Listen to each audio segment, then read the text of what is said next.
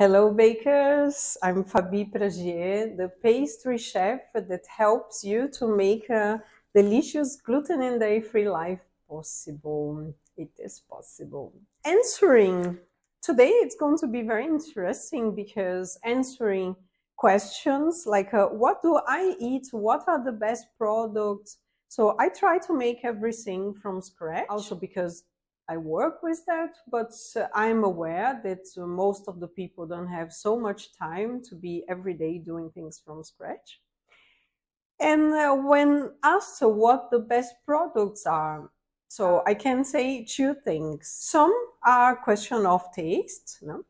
What is available in your country, in your city. I didn't try everything that is gluten-free. I'm not really a cookie person because I think there are lots of options for gluten-free cookies, but I didn't try them.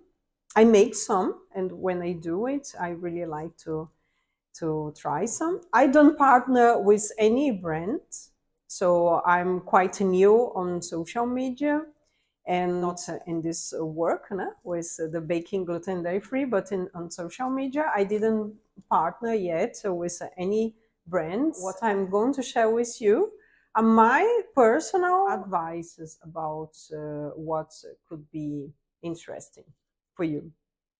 Well, first, something that I can't miss in my cupboard is gluten-free Vasa crackers. Vasa is a Swedish brand. You find everywhere in Europe the classic ones, not everywhere the gluten-free ones, but they are as good as the classic ones. You have with sesame seeds and without. I love it. It lasts really long. They are wrapped in 3 units. I love Leberwurst, which is the German version of liver pate. Is also delicious in Denmark, the liver pastai, and is for me is the best combination. Also, when I wake up and I need something really quick, so this is just perfect.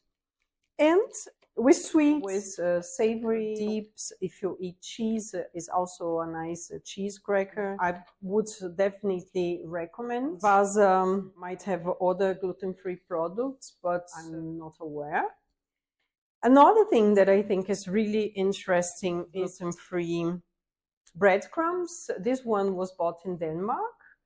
I didn't find in other European countries yet, and also not in Brazil. Doesn't mean that just don't exist. It means that I didn't find. And it's very, if you like your fish and chips, your schnitzel, or even beef milanese, I don't know if you can find where you live. If not, just stay tuned because we are going to make it together. So I'm going to teach you how to make. I have this one. Sometimes we don't have time. As I said, I cook dinner every day. And then sometimes I also need something a bit quicker. These are crispy onions. It's something that normally is made with wheat flour.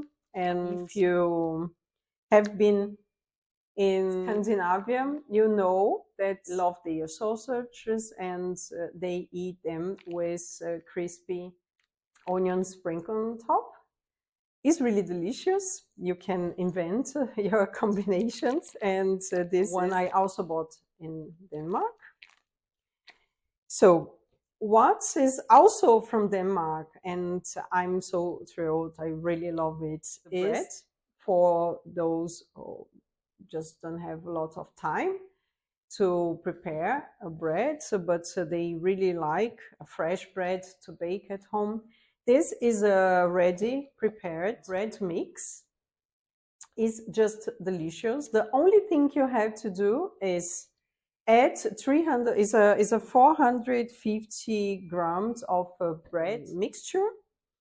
So with yeast, with everything included, then you add 300 grams of water, like warm water.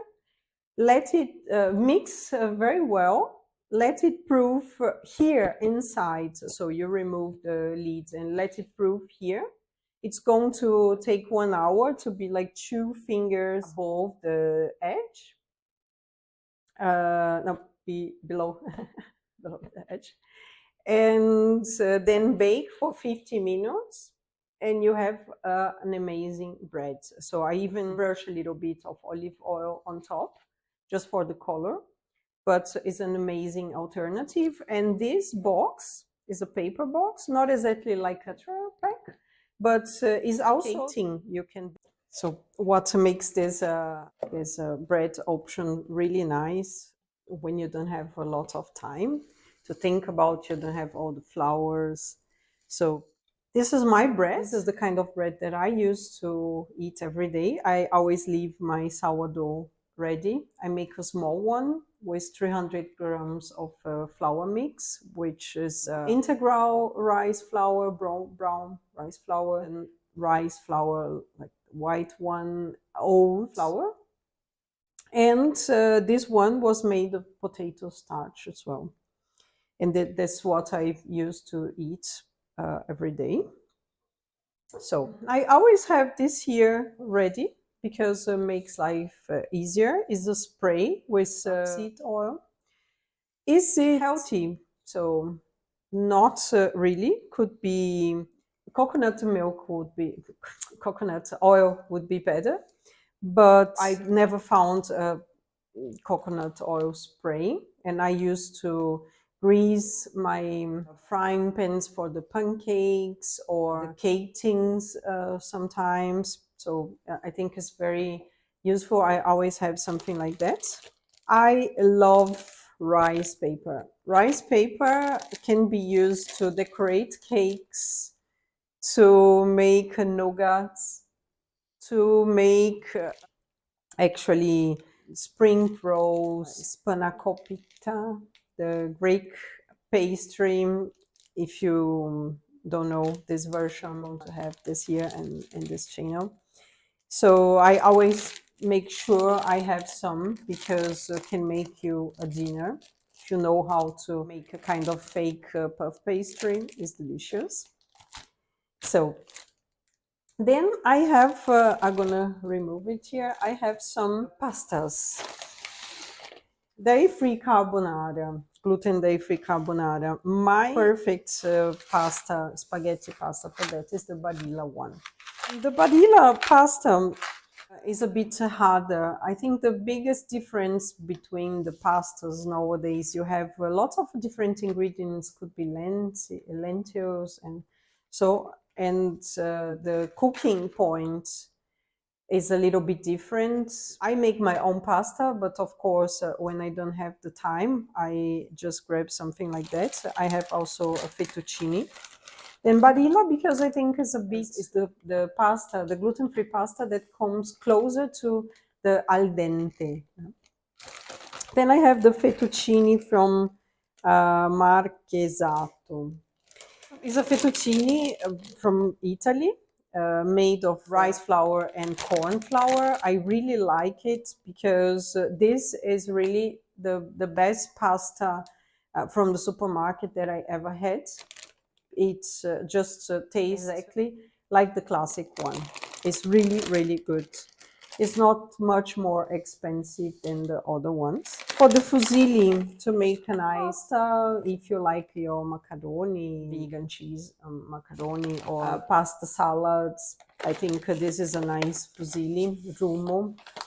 The spaghetti from Rumo is also nice, but it depends on the sauce. If you are going to make bolognese sauce or a creamy sauce, I think this can be nice. Spaghetti from Como, but is a little bit softer. That's the biggest difference. So then I also like lasagna sheets. Barilla has also lasagna pasta sheets, which for me, from pastas I tried, I think this one was far the best one. So it depends what you were doing.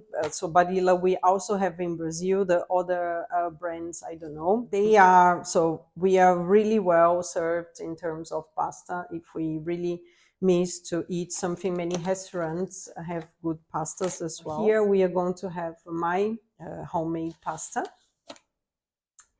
And if you would like to learn, just stay tuned.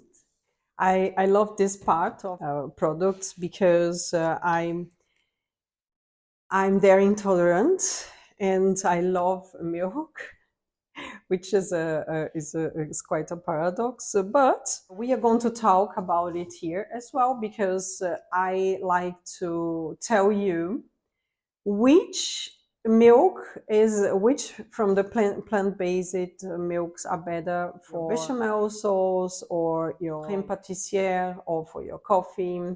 Of course, for the coffee is a question of taste, but you also want the foam, and so then it depends. I have some suggestions, and if you would like to get this table, just comment this reels with the word milk, and I'm going to send it to you. So one more. So I have here oat milk. Oat milk is what I like to drink with my coffee, or oat milk or almond milk. Normally in Europe, we say almond drink or oat drink because to be considered milk, we should have a different percent of nuts or grains here inside.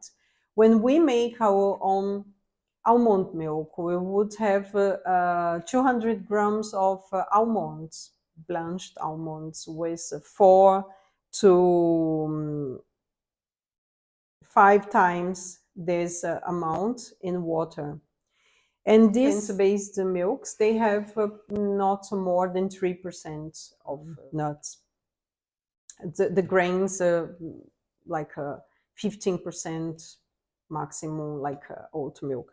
And that's why here they have to say almond drink or oat drink. I always have my rice milk as well because I like to use my savory dishes. There's nothing about the brand, but one, so it doesn't matter actually. And then I use this vegan butter. If you want to know the difference between vegan butter and margarine, I have a video here explaining. But I use this one because I use for my bechamel sauce. I use to bake cookies, to bake cakes. We always need one. So I know we have in Brazil as well oat whipping cream is the one I like at most. So we don't have here in Europe that I've seen the almond one. We have one in Brazil. And this one I like because I make my stroganoff, my steak au poivre, or another dishes like that, or even the crème brûlée.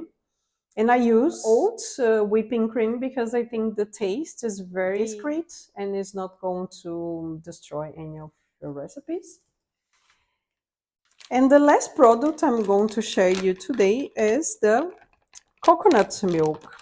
I always have this package, 1 kilo of coconut milk. They say you mix like 10%, like 200 grams of water and 10% of the powder in boiling water. But I always use double because I like when it's a little bit thicker. And it's really, really cool because coconut milk in Europe is not something cheap. And sometimes we decide to make a curry or something like that at home and we don't have the coconut milk and then we can't prepare. And in this way, I always have, and I think this is just brilliant, is a product that you can also just mix and drink with your coffee if you like. So then just if you like these 3 videos, just like, share, and save to check later, and comment milk if you want me to send you the table I prepared. Thank you for watching.